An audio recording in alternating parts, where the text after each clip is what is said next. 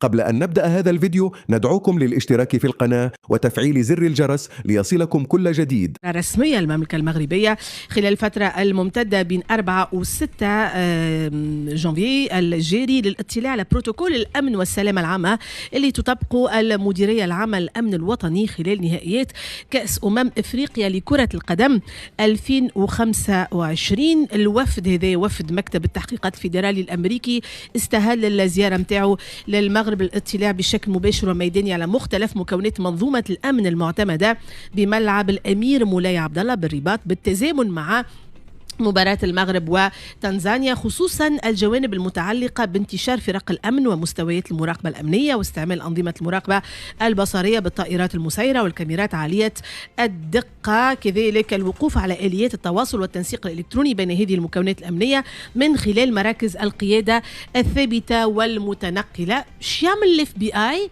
في كأس إفريقيا سيد العميد؟ يعمل في كل شيء اللي قلت عليه تو. جميلة منك يا واسي. لا الحق يعني يستبهلوا في الناس ولا مثلا كي ينظموا كأس العالم للأندية هذوما. شوف أمريكا فيها 14 ناجونس كما هكا، لأن ساي مقسمة تحت منها 14 والاف بي اي هذا المفروض يعني البيرو دانفستيغاسيون يعني يتدخل وقت يصير أشياء جرائم وكل شيء. أما أنا الحقيقة كما قلت لك أستبعدوا أنهم جايين الموضوع هذا، أستبعدوا الحقيقة. من علاش جايين؟ يعني قلت لك اللي أستبعدوا الموضوع هذا. ماذا يرجح سيد العميد توفيق ديدي؟ شوف الأمريكان النهارات ضيعوا البيدال ضربة واحدة، أو نقولها لك بكل صراحة. يعني كاش باتيل اللي حاطينه على الاف بي اي يجي كل شيء كان مدير عام الاف بي اي. أنا سمعته وهم يستنطقوا فيه في الكونغرس الأمريكي، يجي كل شيء كان مدير عام للشرطة الأمريكية. كعبالة هذا مو ترامب شعمل هو وقت اللي شد حطك الجماعة اللي كانوا معاه. فهم الادمنستراسيون هذه الإدارة الحالية نتاع أمريكا باش تضيع أمريكا.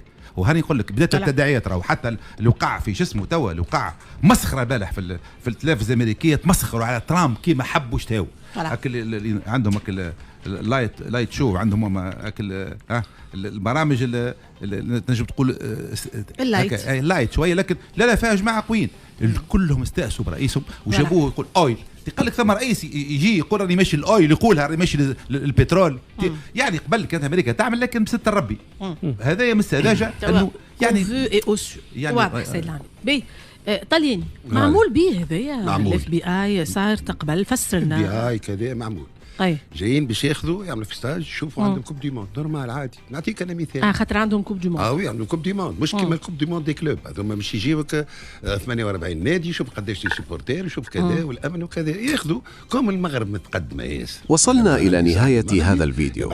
شكرا جزيلا لكم على حسن المتابعه والدعم المتواصل. لا تنسوا الاعجاب بالفيديو والاشتراك في القناه ليصلكم كل جديد. الى اللقاء في فيديو قادم ان شاء الله. جايين يشوفوا اكثر قال. نعطيك مثال صار في قطر هذا 2006 كيف 2006 احنا موجودين اخر نسخه تاع كوب دي موند تاع اليارتي. كنت في اليارتي خذيتها بعدين الجزيره الرياضيه. ايش عملوا؟ جاوا الفرق الكل اللي متاهله وعيطوا وخذاوا منهم اعوان شرطه اعوان امن. ايوه انا ريت بعيني في الماتش السعوديه وتونس فما دي سيبورتير تونيزيان اللي عملوا هكا. انا ريت شكون هازهم عليه خاطر هذوك مش يتكلموا نفس اللغه ويفسروا نفس اللغه وكذا. فما اعوان امن شرطه صحيح تونسيه في ملاعب وين تلعب تونس. وين تلعب تونس فهمتي ولا؟ هذوما جاوا خاطر احنا ماناش باش ننظموا كيما امريكا باش تنظم.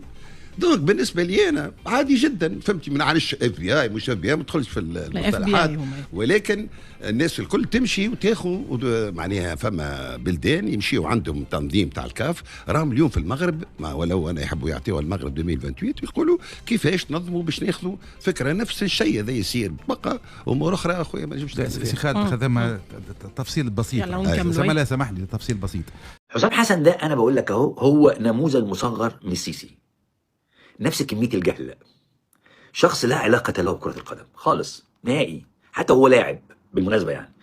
أصل هو كلاعب ما كانش لاعب مهاري. ما كانش عبد الستار صبري، ما كانش محمود عبد الحكيم، ما كانش أبو تريكة طبعا، ما كانش حازم إمام، ما كانش خالد الغندور. فعلا بأمانة يعني ما كانش جمال عبد الحميد حتى، ما كانش احمد حسام ميدو، يعني هو لاعب واخد الحكايه كده احمد السقا، يعني واخد الحكايه قلب، يعني ما فيش دماغ، ما فيش مهاره. فهو لاعب بس هم بيخافوا منه. يقول لك اللاعب الكبير حسام حسن ما مش لاعب كبير ولا حاجه، هو حمار كان بيخش براسه ويجيب اجوان، يعني هو موفق، ربنا موفقه خلاص. طب ما شادي محمد ربنا موفقه يا جماعه. انا لازلت بقول لك شادي محمد يعني ما يعرفش الكوره مدوره ولا مربعه، بس جايب بطولات مع الاهلي خرافيه. فمش معنى ان شادي محمد جايب بطولات مع الاهلي معناه ان هو لاعب خرافي على الاطلاق نهائي. فحسام حسن ظاهره بالنسبه لي لانه بيمثل السيسي بالظبط، والسيسي يحبه لانه جاهل زي السيسي بالظبط. حسام حسن لا يدرك بديهيات التدريب بالكوره نهائي. وعنده حاجه تانية مع السيسي بقى، انه لاعب غلول، انه بني ادم غلول حقود قوي، عنده كميه غل طمس على دماغه وعلى شكله حتى. يعني مثلا عندك هو كاره اللاعب اسمه مصطفى محمد. الواد ده مصطفى محمد ده لاعب كويس جدا جدا، يعني انا شايف انه مصر، انا شايف ده رايي الشخصي، ما فيهاش مهاجم زي مصطفى محمد. هو بيحطم في اللاعب لغل، لهدف جواه. ينزله امبارح وباقي 4 ثواني ونص في الشوط الرابع، باقي 4 ثواني ونص ينزل مصطفى محمد. طب ما انت عندك محمد صلاح ضيع 40 جون امبارح، يعني محمد صلاح جاب جون خرافي بس ضيع كور غريبه جدا. محمد صلاح امبارح يعني لا يعني كان ايه ده؟ يعني مين ده؟ مين اللي في الملعب ده؟ محمد صلاح. ومع ذلك مش قادر يغيره. هو السيسي برضه، هو برضه السيسي، حسام حسن السيسي. محمد صلاح كان نازل رتبه امبارح، يعني محمد صلاح كان صاحب الكوره، مش محدش يقدر يغيره. طب ما تغير محمد صلاح ونزل مصطفى محمد، ادي الواد فرصه.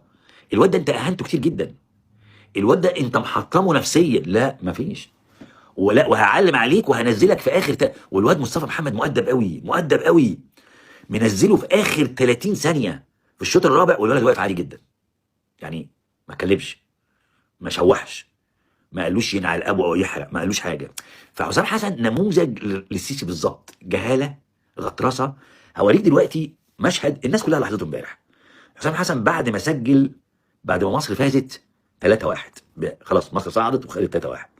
فبص بقى حسام حسن عمل ايه؟ ساب الناس كلها، ساب كل خلق الله وجري على جمهور المغرب. هنا بدأ في سب الجمهور. حسام حسن بعد الانتصار ذهب إلى الجمهور المغربي وبدأ في استفزازه، وكان رد من الإعلام المصري. الإعلام المصري غاضب من حسام حسن على تصرفه. ولكن ماذا سيحدث؟ سيكون رد قاس من الجمهور المغربي. جبت الجون الثالث خلاص وضمنت تطلع، ايه اللي يوصلك انك تروح لجمهور موجود في المدرجات؟ مصر هي الاساس، انتوا لا. ايه كميه الغباوه دي؟